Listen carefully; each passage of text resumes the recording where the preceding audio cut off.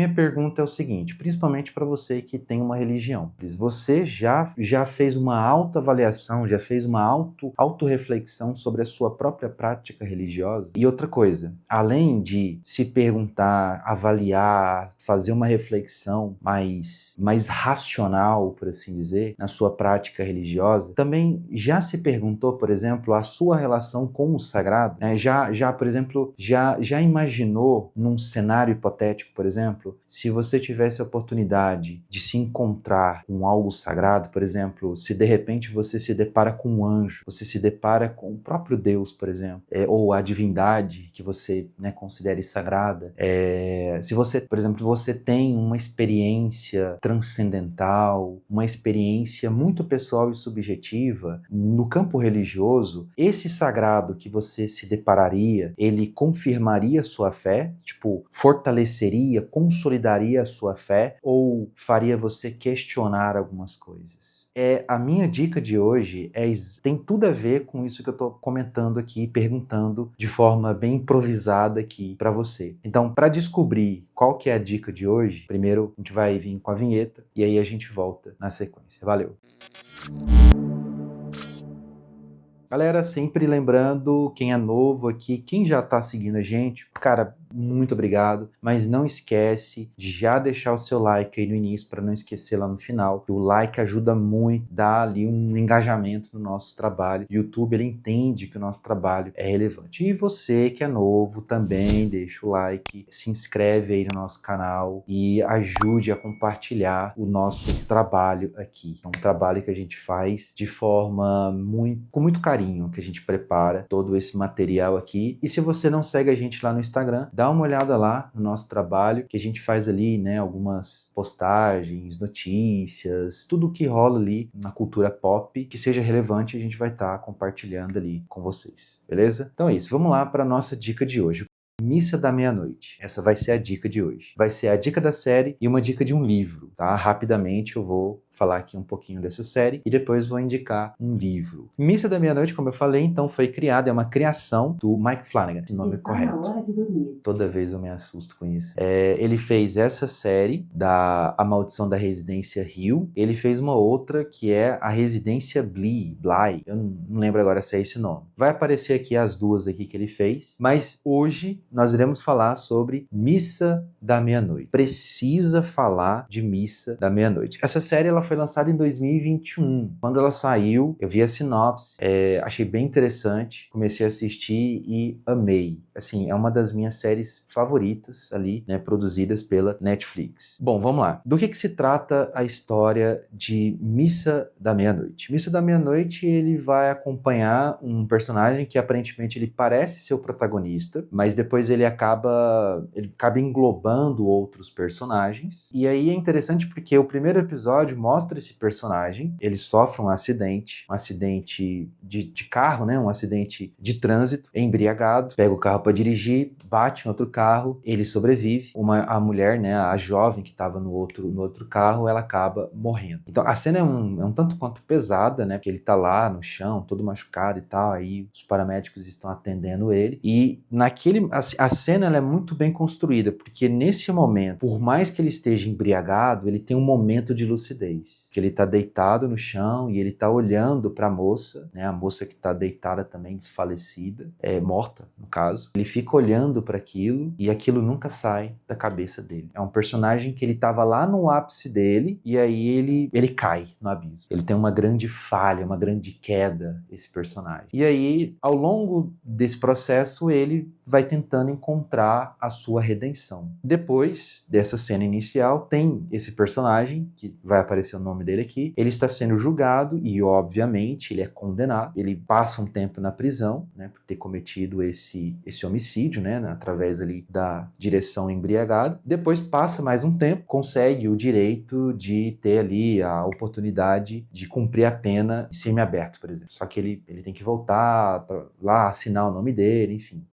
isso, eu acho que é o mais interessante, e casa justamente com o que eu perguntei para vocês lá no início, da relação que você tem com o religioso, com a religião, com o sagrado, porque ele volta para a cidade natal, que é uma ilha de pescadores, uma ilha bastante com recursos limitados, em processo de decadência, e tem toda uma questão ali, né, política, de restrição de pesca, enfim, por conta de ambientalistas que vão fazer uma pressão para o governo para limitar a pesca, a quantidade de pesca, de peso dos peixes e tal.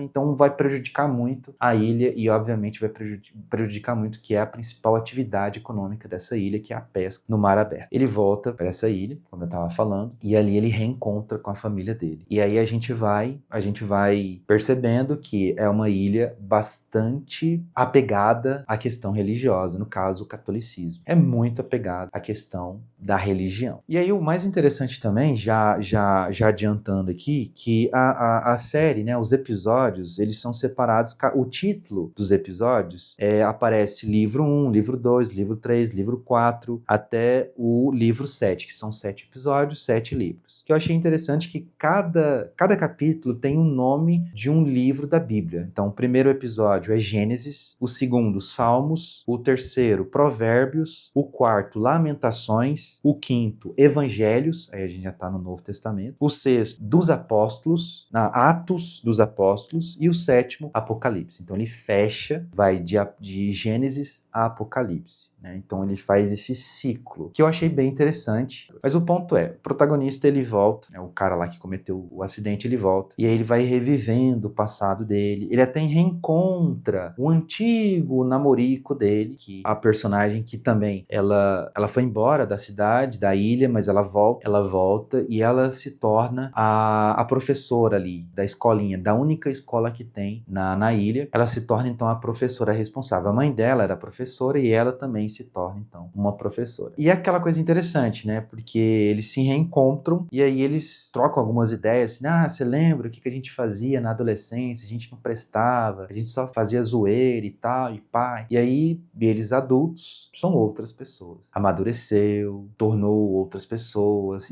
ou estão tentando tornarem pessoas melhores. Então tem tudo isso. Tem questões morais, tem essa questão de redenção, tem a questão do pecado, tem a questão da culpa e tem a relação familiar. No meio de tudo isso, você tem também, entre alguns personagens, você tem um personagem que é bastante emblemático. Por quê? Porque a cidade, ela tem a igreja, que ela vamos colocar assim, ela é liderada, né, por um padre muito velho, muito idoso, com a saúde bastante debilitada, e aí ele meio que está afastado da igreja. Ele tem que fazer uma viagem, ele aproveita para ir fazer uma peregrinação, né, em Israel, ele faz ali em Jerusalém, ele faz uma peregrinação, e isso vai sendo contado. Eu vou tentar não dar muito spoiler aqui. E aí esse padre, já com uma certa idade, com a saúde debilitada, com a sanidade bastante debilitada, ele tem um encontro que é muito louco, né? Tipo, ele tá com um grupo de outros padres ali e ele se perde no deserto, simplesmente, tipo, acontece uma tempestade de areia e ele se perde no deserto, e aí para se abrigar ele vai para dentro, ele encontra de repente uma caverna e ele entra dentro dessa caverna, e ali ele tem um encontro com o que ele acha que é sagrado. Esse padre, com a sanidade já bem debilitada, ele acredita ter se encontrado com um anjo de Deus, um anjo dos céus. Para ele é um anjo, obviamente. Enfim, não vou dar muitos detalhes aqui para não estragar a experiência, apesar de que essa série é lá de 2021, então muitas pessoas já devem ter assistido e tal, mas enfim, não vou estragar. Se você não assistiu, vai lá e depois deixa aqui nos comentários o que você achou desse encontro que acontece. Eu acho que é no quarto episódio, quinto episódio que acontece. O fato é que depois que ele tem esse encontro, ele se transforma. Eu não vou dar muitos detalhes, como eu já falei. E essa transformação, ele vai aproveitar disso, obviamente. Digamos que essa transformação torna esse padre uma outra pessoa, né? E aí ele volta para a comunidade dele, ele volta lá para a ilha. Só que ele volta para a ilha ilha dizendo que ele é um outro padre, que não é aquele padre que sempre esteve ali, idoso, com a saúde bem debilitada, com a sanidade bem debilitada. Então ele volta, meio que disfarçando, e diz: oi, eu sou o padre John, estou aqui substituindo o Monsenhor, não sei das quantas, e eu quero fazer o meu melhor trabalho, ajudar vocês a seguir pelo caminho, né, da luz. Enfim, tô improvisando, tá? E aí esse cara então volta, fingindo que é outra pessoa, mas ele conhece todo mundo, ele conhece. E aí, quando esse cara volta para a comunidade, ele começa a tentar fazer algumas coisas diferentes. Ele começa então a convencer as pessoas a participarem da comunidade religiosa, convencer as pessoas a participarem, por exemplo, ali, né, da igreja diariamente, no dia que tem as missas e tal. Então ele vai começar a operar milagres. Esses milagres aí, será que são questionáveis, sim ou não? Enfim, né, eu tô tentando não dar muito spoiler aqui. Então ele começa na verdade é um milagre que acontece, e aí desse milagre vão surgindo outros milagres, e a igreja acaba que ela fica cheia. Um dia de missa, não só no domingo, mas nos dias também de celebrações, a igreja ela tá lotada. Então, ele ganha a simpatia ali daquela comunidade. Por isso, então, ele se torna, né, além de um líder religioso, ele também se torna um líder carismático. Só que tem um porém. Tem uma desses moradores, que é a mãe da única médica que tem ali na ilha, que ela reconhece o cara. Ela reconhece. E aí, essa personagem que reconhece ele, ela também começa a passar por um milagre. Ela começa a recobrar a consciência dela. E aí, quando a memória dela é restabelecida, ela olha pra ele e identifica ele. Agora eu lembrei de você e tal. E aí a gente descobre também que os dois ali no passado, quando eram mais jovens, tiveram ali um certo envolvimento, e desse envolvimento teve um fruto, que é bem interessante. Então, toda essa questão, aquilo que eu falei lá no início, qual é a sua relação com o religioso, com o sagrado e tal. Então, tudo isso, o Mike Flanagan, ele vai trabalhando esses assuntos: moral, ética, religião, sagrado, pecado, salvação, enfim. E aí, o grande ponto da série, que é a missa da meia-noite, ou seja, ele faz todo, né, ele prepara a comunidade para o dia que vai acontecer a missa da meia-noite, que é o objetivo dele.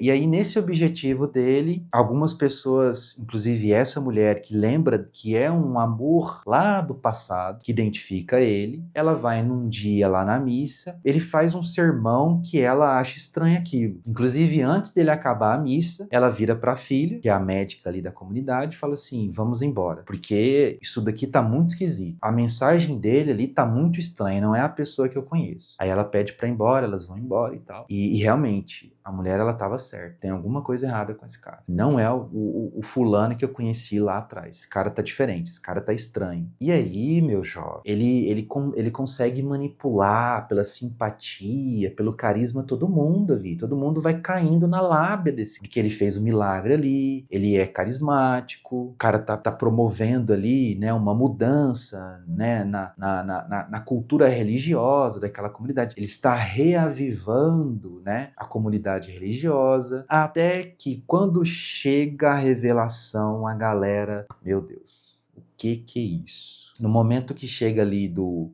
dia, né, que ele vai revelar o propósito, o anjo que ele tinha encontrado lá na viagem dele aparece. Só que assim, o que ele acredita ser um anjo, quando as pessoas olham para aquilo, começam a questionar: mas espera aí, isso aí tem aparência? Realmente você acha que isso daí, com essa aparência estranha, você acha realmente que isso daí é um anjo? E aí começa todo o alvoroço, né? Que é o ponto máximo da série. Que inclusive, que aí já chegando aqui no final do vídeo, que é a segunda recomendação desse vídeo. A série, ela é baseada, ou ela é adaptada, num livro de um escritor chamado F. Paul Wilson. O Paul Wilson, vamos colocar assim, o Paul Wilson é um escritor, assim, que eu não conhecia ele até um tempo atrás. Quando eu vi a série, eu já conhecia o trabalho dele. Eu tenho dois livros dele aqui. Eu ia falar alguns livros, eu tenho só 2 livros. E é um cara que tem um estilo de escrita que eu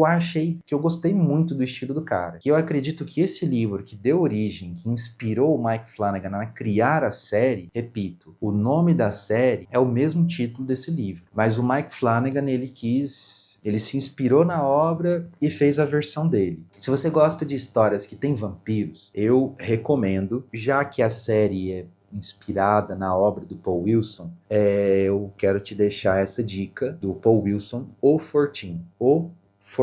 Aqui, se você gosta de histórias com vampiro e Segunda Guerra Mundial, e se você quer ler um livro em que um vampiro mata nazistas, esse daqui é o livro que eu te indico sem erro de ser feliz. Tem até um símbolo aqui, né, que a galera ali da Alemanha na década de 30, 40 usava, né, nos uniformes, nas bandeiras, que eu acho que se eu falar aqui vai dar um problema. Então o Fortean é bem interessante porque se passa nesse contexto de Segunda Guerra Mundial, e o Fortean é como se fosse uma fortaleza, né, um castelo, uma fortificação abandonada, medieval abandonada, que um destacamento alemão nazista, eles precisam fazer um ponto ali, um posto militar avançado, que é um ponto estratégico. Eles precisam defender aquela posição. E eles chegam, aí eles vão montando lá as coisas e tal, aí tem os soldados e tem os oficiais, né? Os oficiais vai mandando e tal, faz isso, faz aquilo e tal e tal. Só que aí, mal eles sabiam que era habitada por um vampiro. E esse vampiro vai passando o rodo, meu. E assim,